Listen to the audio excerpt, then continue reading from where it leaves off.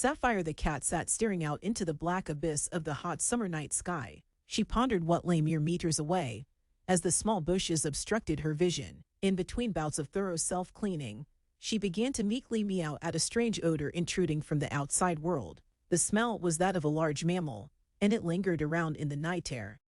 Curious, Sapphire made a mental note to investigate in the morning. In the early hours of morning, the daybreak sun rose into a clear and cloudless sky. In its wake, a soft breeze blew through the thick humid air of the forest clearing, carrying with it the distinctive scent of a large animal. The forest was thick with life. A myriad of creatures roamed throughout its depths, from small birds pecking for insects along the ground, to giant horned herbivores lumbering through the undergrowth, their heavy footsteps crushing leaves in their wake. Even now, Sapphire's ears caught the distant sound of a deer bounding through the woods on some errand, or perhaps just out for a pleasant morning run. And yet, there is something else, an animalistic presence not found in any other forest.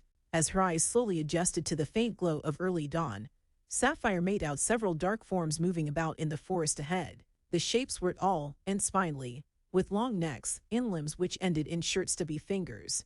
They seemed vaguely familiar to Sapphire, but she could not put her paw on it. She was curious, though. What exactly would these creatures be doing this time of the day? "Hey you," said a deep voice to her right, startling her. A large brown bird hopped down from a branch above and landed softly beside her. "I thought I'd find you here. It's nice to have company, isn't it?" Maybe. It depends on who.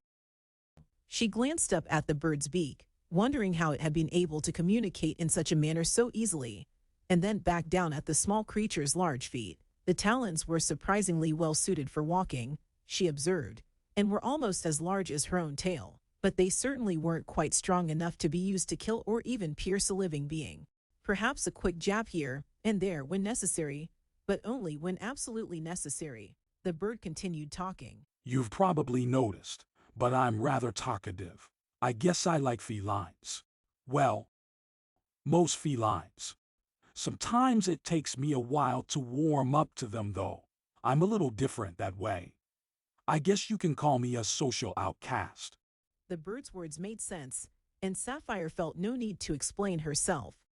"Oh, I see. I've got a few stories about my own experiences in the past, but you're probably not interested. You wouldn't have come this far just to hear some of those tales anyway." "No, I don't suppose so." "You seem a little shy," remarked the bird.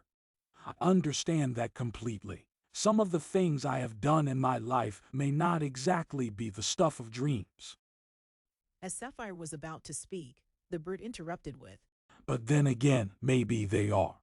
and before Sapphire could reply, the bird leapt up into the air and landed softly on top of a nearby tree trunk. It stared down at Sapphire motionless for several seconds before finally speaking.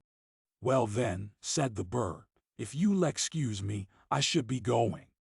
In response, Sapphire meekly meowed back to the bird. She turned back and took another look at the strange forest before her. What would these creatures be doing this time of day? She looked over towards the shrubbery and caught sight of something moving around inside. A large mammal was crouched underneath the bush, its head poking out from the vegetation like some small creature. She didn't really know what it was. All she saw were two huge brownish ears peeking out between the leaves, and then the long snout, which seemed to be moving quickly in her direction. In response, she raised a paw and held it over her nose, trying to keep from inhaling anything. The scent of a large mammal was definitely there, and it seemed stronger now that the bushes were thinning. She thought it rather curious, but perhaps she could try and find out what this thing was once she'd gotten closer to the source of the smell. After all, curiosity had gotten the better of her in the past, and it certainly hadn't done her any harm. As of yet,